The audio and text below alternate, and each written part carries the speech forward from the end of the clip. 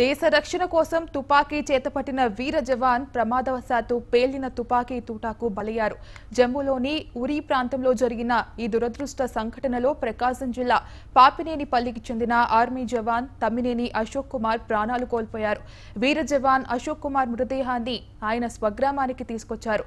విగత జీవిగా మారిన అశోక్ కుమార్ ను చూసి ఆయన కుటుంబ సభ్యులు, గ్రామస్తులు కన్నీరు మున్నీరయ్యారు. మిలిటరీ అధికారులు అశోక్ కుమార్ పార్థివ దేహంపై జాతీయ జెండా కప్పి నివాళులర్పించారు.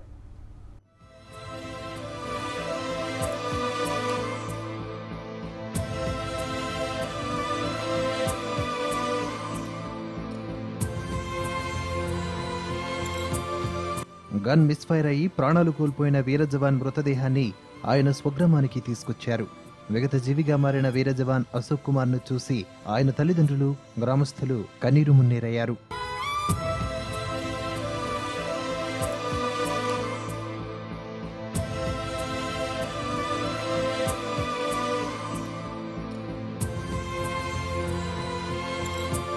ప్రకాశం జిల్లా అర్ధవీడు మండలం పాపినేనిపల్లి గ్రామానికి చెందిన 21 ఏళ్ల ఆర్మీ జవాన్ తమ్మినేని అశోక్ కుమార్ జమ్మూలోని ఉరి సెక్టార్లో విధులు నిర్వహిస్తున్నారు. గత ఆదివారం అర్ధరాత్రి షిఫ్ట్ లో విధుల్లో ఉండగా కాలిబూటు లేసు వేసుకునే క్రమంలో సమీపంలో ఉన్న తుపాకీ ఆకస్మికంగా పేలి అశోక్ కుమార్ ప్రాణాలు కోల్పోయారు.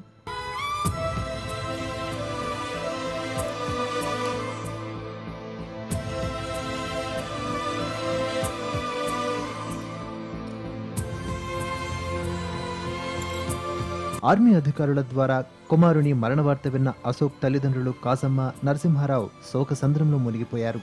అశోక్ తండ్రి నరసింహారావు సైతం సైన్యంలో సేవలందించారు.